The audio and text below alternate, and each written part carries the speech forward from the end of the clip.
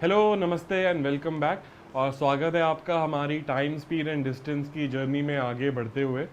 तो आज का हमारा एजेंडा है थोड़े क्वेश्चंस को सॉल्व करना, और स्पेशली कैट के क्वेश्चंस को, तो ताकि थोड़ा हमारा इंट्रोडक्शन भी हो जाए कि कैट के क्वेश्चंस में कुछ अलग होता है क्या।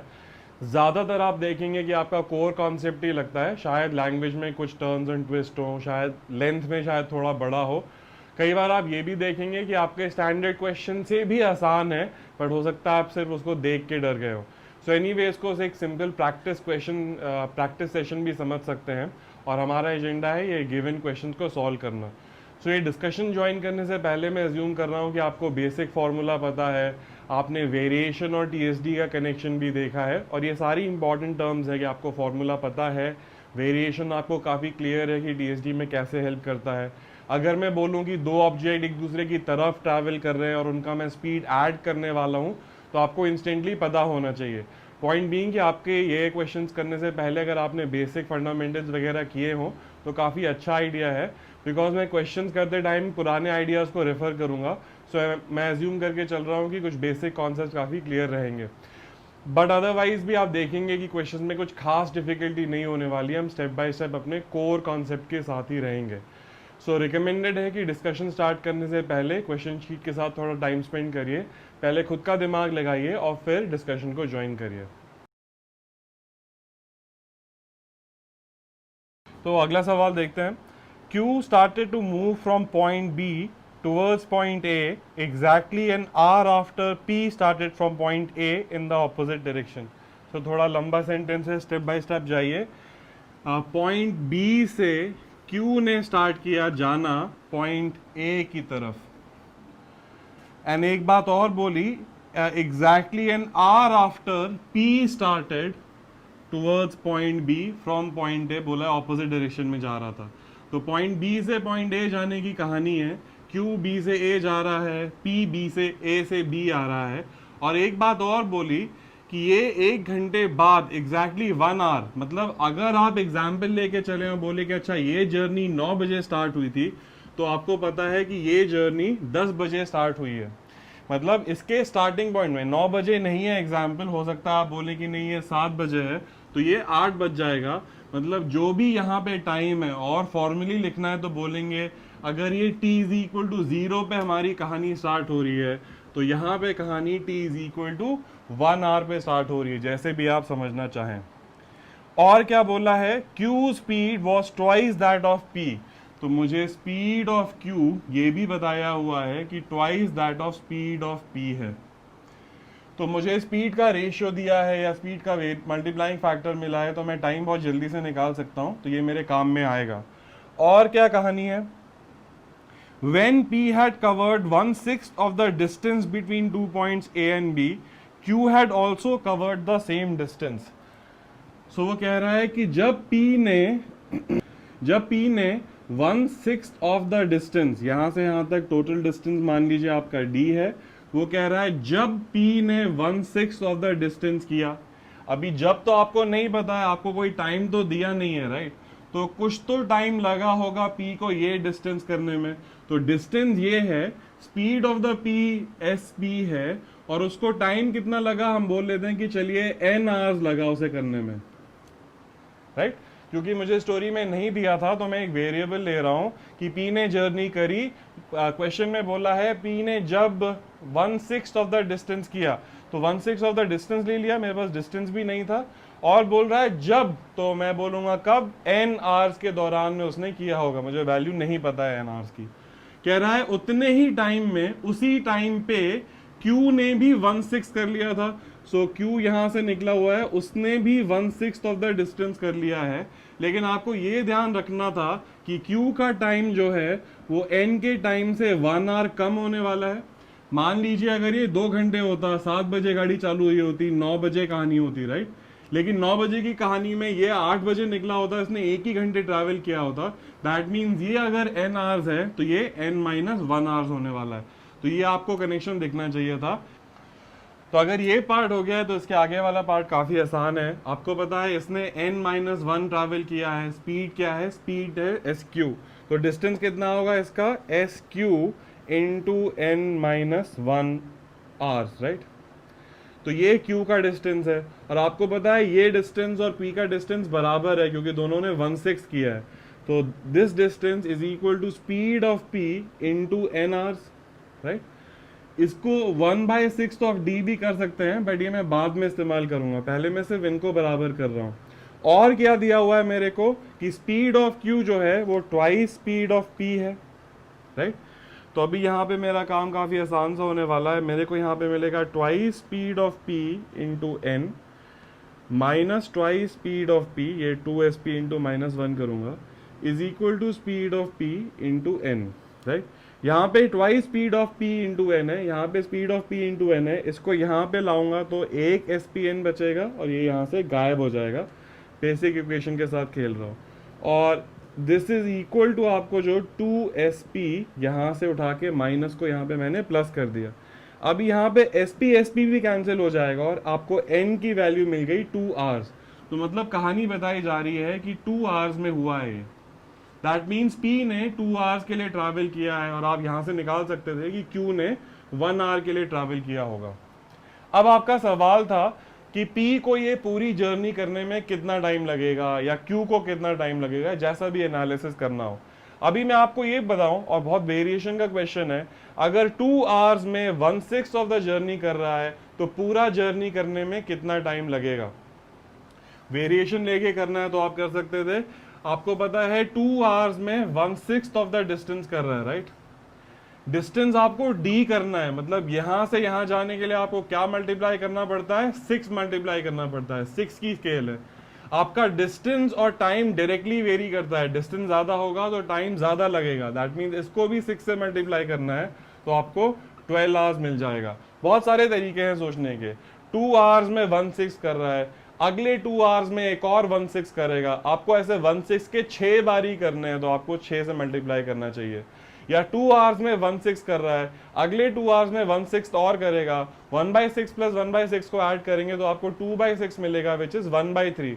मतलब 4 आवर्स में 1/3 कर दे रहा है। तो पूरा डिस्टेंस करने में वो बेसिक रेशियो का चैप्टर 1 वीडियो 1 का कॉन्सेप्ट यहाँ पे लग रहा है। तो अगर कहानी क्लियर है और यहाँ पे थोड़ा इक्वेशन के साथ वो थोड़ा लैंग्वेज में इक्वेशन छुपी हुई थी, थोड़ा निकालना था, बट उसके आगे आपका काम step by step basic equations के साथ ही हो रहा है। वो पार्ट बहुत ज़रूरी है कि भले ही कैट क्वेश्चन हो, इवेंचुअली आपके मोस्ट बेसिक कॉन्सेप्ट यहाँ पे अप्लाई हो रहे हैं, रेशियो के, वेरिएशन के, एक्सेट्रा, राइट। तो ये क्वेश्चन एक्चुअली मैंने मिस कर दिया और वाइप आउट कर दिया। आपको p का टाइम मिल गया था कि अगर 2 आवर्स में 1/6 कर रहा है तो पूरा करने में 12 आवर्स लगेंगे, राइट। p का अगर आपको टाइम मिल गया था तो आपको s का टाइम या q का टाइम निकालने में बिल्कुल भी टाइम नहीं लगना चाहिए था, बिकॉज आपको बताया है स्पीड ऑफ q जो है वो double of speed of p है। अगर स्पीड डबल है तो टाइम आधा होता है। तो एसेंशियली जो ये बेसिक कॉन्सेप्ट है, जल्दी से आना चाहिए कि स्पीड डबल है तो टाइम आधा होने वाला है, तो आपका काम बहुत जल्दी हो जाएगा कि अगर p को 12 घंटे लग रहे थे तो q को उसके आधे 6 आवर्स लगेंगे। एंड ऐसे स्टेप्स आप ओरली कर सकते हैं अगर आपके बेसिक कॉन्सेप्ट क्लियर हो। तो आपको फिर से नजर आना चाहिए, चाहे कहानी कैसी भी जा रही हो, आपके कोर कॉन्सेप्ट्स बहुत नेसेसरी हैं, बिकॉज वो आपको फंडामेंटल्स भी देंगे और वही आपको वहाँ पे स्पीड क्रिएट करने में भी हेल्प करेंगे। तो काफ़ी इंटरेस्टिंग सा सवाल है, बिकॉज ऐसा डिफ़िकल्ट नहीं है। हो सकता है अगेन पढ़ के डिफ़िकल्ट लगता है, स्पेशली अगर कोई बोल दे कि कैट का क्वेश्चन तो शायद और एक्स्ट्रा डिफ़िकल्ट लगने लगता है, भले ही क्वेश्चन आसान हो। तो थोड़ा ध्यान से पढ़िए। Ship leaves on a long voyage, तो ship leaves on a long voyage, और आगे लिखा है when it is 18 miles from the shore. तो पहले तो एक पॉइंट मिल गया आपको कि शोर है और वो शोर से 18 माइल्स आगे निकल गई थी, और यहाँ पे है आपकी शिप, राइट।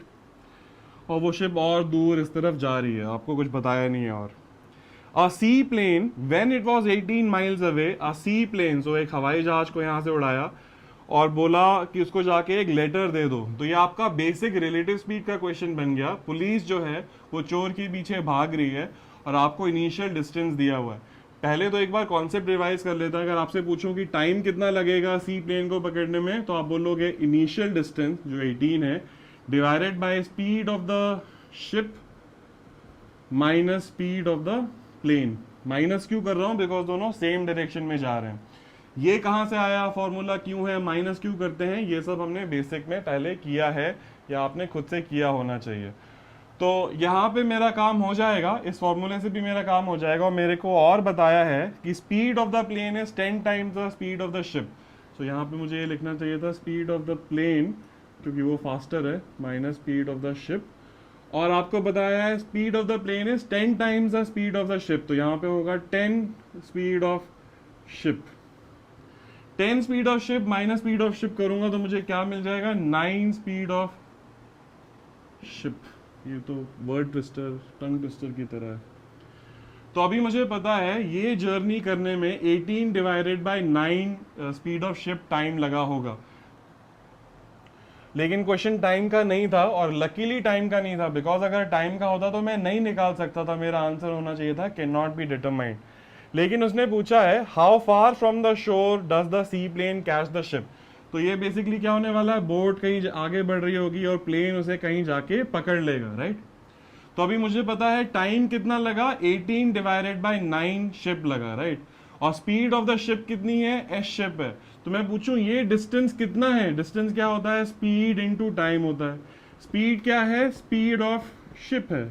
टाइम आपने अभी अभी निकाला है 18 डिवाइडेड बाय स्पीड ऑफ, इसको सॉल्व कर देना चाहिए था पहले। और ये कैंसिल होके 2 मिल जाएगा और ये शिप शिप कैंसिल हो जाएगा, राइट। सो आपको डिस्टेंस मिला 2 माइल्स का। और सो 18 माइल्स तो पहले ही था, शिप ने 2 माइल्स और किया इस टाइम में। अगर आपको ये शिप की स्पीड से नहीं करना है, प्लेन की स्पीड से करना है, तो आपको यहाँ पे फॉर्मूला चेंज कर लेना चाहिए था, फिर आपको आंसर फिर से वही मिल जाता। तो 18 + 2 आपको आंसर मिल जाएगा 20 माइल्स। तो ये तो मैं करने भी नहीं वाला था, मेरा आइडिया था कि पहले इसको सिर्फ ऑप्शन देख के करते हैं और थोड़ा आगे in common sense and logic, ताकि ये सब फॉर्मूला भी ना लगाना पड़े। वही तो फायदा है ऑप्शंस का। लेकिन वो सब कुछ भी जिम्नास्टिक्स करने से पहले बेसिक कॉन्सेप्ट्स क्लियर होने चाहिए आपके। कहानी तो अभी भी आपकी यही है कि शोर से 18 माइल्स पे आपकी शिप खड़ी हुई है। यहाँ पे ये शिप है आपकी, यहाँ से आपका प्लेन निकला और आपको ये बताया हुआ है कि speed of the plane is 10 times the speed of the ship. ये पार्ट इंपॉर्टेंट था। और ऑप्शंस में था कि अच्छा कहाँ पकड़ा, कितने डिस्टेंस पे पकड़ा, 20 माइल पे, 22 माइल पे, 24 माइल पे, 25 माइल पे, एक्सेट्रा। तो आप करके देख लीजिए। मान लीजिए आपका आंसर होता 20 माइल्स की, मतलब यहाँ से यहाँ तक आपका टोटल 20 माइल्स का जर्नी है। दैट मीन्स शिप ने आपका 2 माइल्स किया होता। जितने टाइम में शिप 2 माइल्स करेगा, आपने बोला स्पीड ऑफ द प्लेन उसका 10 टाइम्स है, that means distance of the plane भी जो है वो 10 times of the distance of the ship होगा। आप कह रहे हो कि शिप ने 2 माइल किया तो प्लेन ने 20 माइल करना चाहिए था, बिकॉज 10 से मल्टीप्लाई किया। तो यहाँ पे मेरा आंसर मैच हो गया बड़ी आसानी से। गलत करके भी देख लिए तो और समझ में आएगा। आपका एक ऑप्शन था 22 माइल्स, मतलब ये 4 माइल्स होगा। अगर शिप ने 4 माइल्स किए हैं तो आपको पता होना चाहिए कि जो प्लेन है उसने 40 माइल्स किए होंगे। तो आप देख रहे हैं कि शिप तो है 22 माइल मार्क पे, शोर से 22 मील पे, प्लेन आपका तो बहुत आगे, कहीं बोट खत्म करके या आगे ओशन पार करके कहीं और दुनिया में निकल गया है, राइट। तो होपफुली ये इनकरेक्ट करके भी ज़्यादा जल्दी नजर आता है कि लॉजिक में क्या प्रॉब्लम है। तो ऐसे क्वेश्चन आपको ऑप्शन देख के भी हो जाना चाहिए था। रिलेटिव स्पीड की इक्वेशन बनाने की भी ज़रूरत नहीं थी, लेकिन वहाँ भी देखिए कि अगर क्लैरिटी है तो आपका काम जल्दी होने वाला है। टाइम निकाला, मुझे मिला 18 डिवाइडेड बाय समथिंग, और फिर टाइम नहीं पूछा था, डिस्टेंस पूछा था, और डिस्टेंस मैंने स्पीड इनटू टाइम करके निकाला। सो दोनों मेथड में इक्वली कंफर्टेबल हो जाइए। ये तो मेथड भी नहीं था, ये again logic, common sense, thinking on your feet, option को यूज कर लिया और बेसिक लॉजिक देखा तो मेरा काम फट से जल्दी हो जाएगा।